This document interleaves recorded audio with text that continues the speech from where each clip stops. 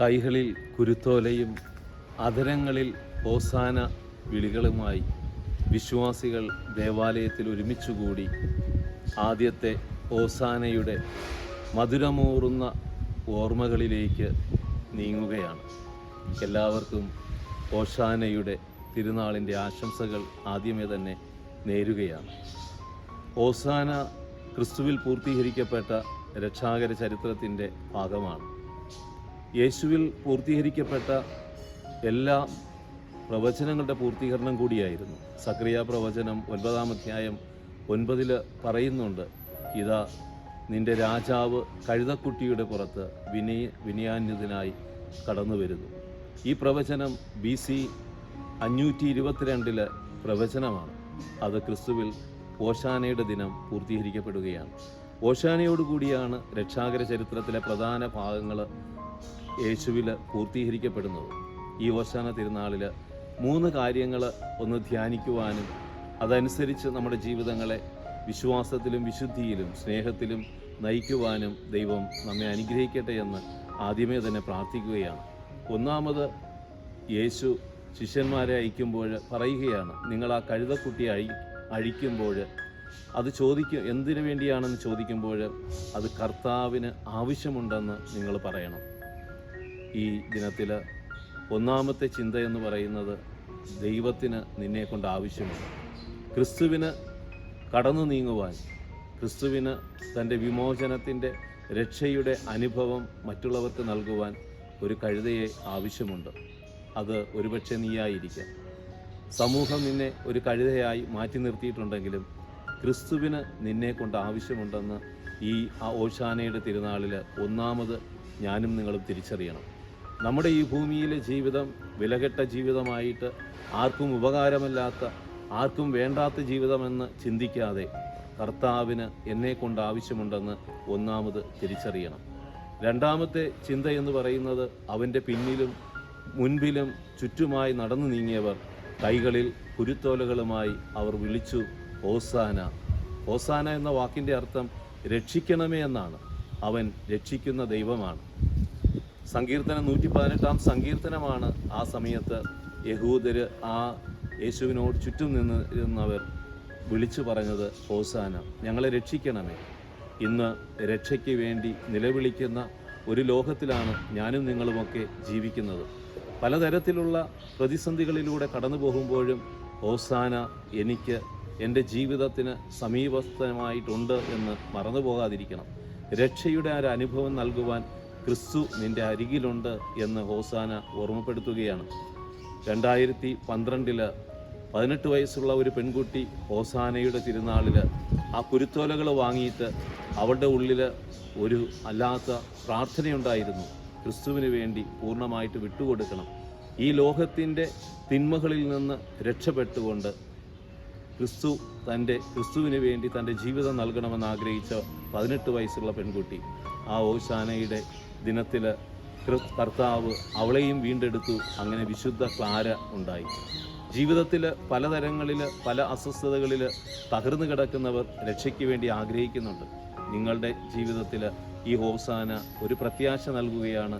നിന്നെ രക്ഷിക്കുവാൻ കർത്താവ് വരും. ഈശോയുടെ ജനന സമയത്തും മാലാഹ യൗസേപ്പിതാവിനോട് പറയുന്ന ഇതാണ്, നീ അവന് യേശു എന്ന് പേരിടണം, അവൻ ജനത്തെ രക്ഷിക്കും. യേശു രക്ഷിക്കുന്ന ദൈവമാണ്. ഇന്ന് പലതരത്തിലുള്ള അടിമത്തങ്ങളിൽ മനുഷ്യൻ ജീവിക്കുകയാണ്. ഭയത്തിനും അസ്വസ്ഥതയ്ക്കും മതതീവ്രവാദങ്ങളുമൊക്കെ ചുറ്റും നമ്മളെ ഭയപ്പെടുത്തുമ്പോൾ, അസ്വസ്ഥപ്പെടുത്തുമ്പോൾ, അവയിൽ നിന്നൊക്കെ രക്ഷ ആഗ്രഹിച്ച് പ്രാർത്ഥിക്കുമ്പോൾ നീയും ക്രിസ്തുവിലേക്ക് തിരിഞ്ഞ് ഹോസാന എന്ന് പറയുവാൻ സാധിച്ചാൽ അവൻ നിന്നെ ഈ പ്രതിസന്ധികളിൽ നിന്ന് രക്ഷിക്കുമെന്നുള്ള ഒരു ഉറപ്പ് ഈ തിരുനാളിൽ നമുക്ക് മറക്കാതിരിക്കാം. മൂന്നാമത്, കർത്താവിൻ്റെ തിരുവചനം പറയുകയാണ്, ഭയപ്പെടേണ്ട സിയോൻ പുത്രി, ഭയപ്പെടേണ്ട. കഴുതപ്പുറത്ത് വരുന്ന കർത്താവ് അത് വിനയാന്വിതനായി അവൻ നിൻ്റെ അരികിലേക്ക് വരുമ്പോൾ അവിടുന്ന് നിന്നോട് പറയുവാനുള്ളത് ഭയപ്പെടേണ്ട. ഇന്ന് പലരും പലതരത്തിലുള്ള ഭയത്തിന് അടിമപ്പെട്ടുകൊണ്ടിരിക്കുകയാണ്. മനുഷ്യൻ്റെ ഏറ്റവും വലിയ ഭീതി എന്ന് പറയുന്നത് പാപത്തെയും മരണത്തെയും കുറിച്ചുള്ള ഭയമാണ്. ഈ പാപത്തെയും മരണത്തെയും അതിൽ നിന്ന്, ആ ഭയത്തിൽ നിന്ന് മോചനം നൽകുവാനായിട്ട് കർത്താവിന് സാധിക്കും. അവിടുന്ന് പറയുന്നു, നീ ഭയപ്പെടേണ്ട. നീ എന്തിനെക്കുറിച്ചാണ് ഭയപ്പെട്ടുകൊണ്ടിരിക്കുന്നത്? ആ മേഖലകളിൽ ഭയം മാറ്റി നിനക്ക് സുരക്ഷിതത്വം നൽകുവാൻ ഒരു കർത്താവ് കൂടെയുണ്ട് എന്നുകൂടി ഈ ഓശാനയുടെ ദിനത്തിൽ നീ ഓർത്തിരിക്കുക.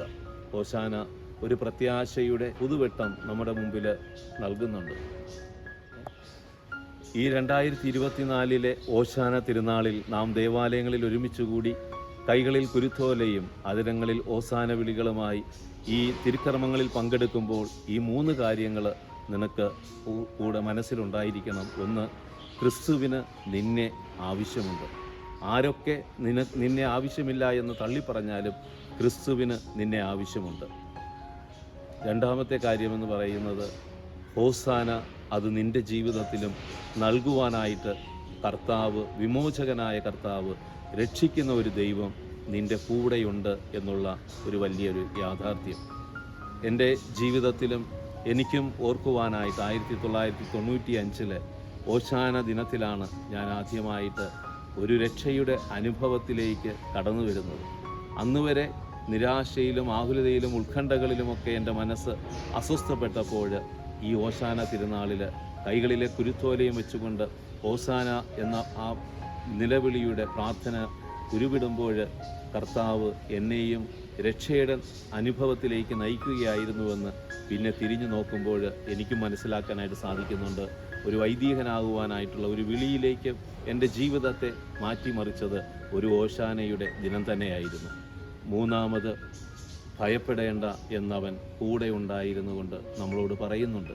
സിയോൻ പുത്രി, നീ ഭയപ്പെടേണ്ട എന്ന് പറയുന്ന കർത്താവ് ഏതൊക്കെ ഭയങ്ങൾ നമ്മളെ ഈ കാലഘട്ടത്തിൽ നമ്മളെ അസ്വസ്ഥപ്പെടുത്തുന്നുണ്ടോ, ആ ഭയങ്ങളുടെയൊക്കെ നടുവിൽ നിന്നുകൊണ്ട് ക്രിസ്തു നമ്മളോട് പറയുന്നു, ഭയപ്പെടേണ്ട, ഞാൻ നിൻ്റെ കൂടെയുണ്ട്. കാറ്റിനെയും കടലിനെയും ശാന്തമാക്കിയ കർത്താവ്, തളർവാദ രോഗിയെ സൗഖ്യപ്പെടുത്തിയ കർത്താവ് അവിടുന്ന് നിന്നോട് പറയുന്നു, ഭയപ്പെടേണ്ട, ഞാൻ നിന്നോട് കൂടെയുണ്ട്. ഈ ഓശാന തിരുനാളിൽ ഈ 3 കാര്യങ്ങൾ ഹൃദയത്തിൽ ഏറ്റെടുത്തുകൊണ്ട് നമുക്ക് കർത്താവിൻ്റെ പീഡാസഹന മരണ അനുഭവങ്ങളെ ധ്യാനിക്കുവാനും അവനെ സ്നേഹിക്കുവാനും കർത്താവിനെ ഹൃദയത്തിൽ പൂജിക്കുവാനും ദൈവം നമ്മെ എല്ലാവരെയും അനുഗ്രഹിക്കട്ടെ എന്ന് പ്രാർത്ഥിക്കുന്നു. ഓശാനയുടെ എല്ലാ നന്മകളും പ്രാർത്ഥനകളും സ്നേഹപൂർവ്വം നേരുന്നു. ആമേൻ.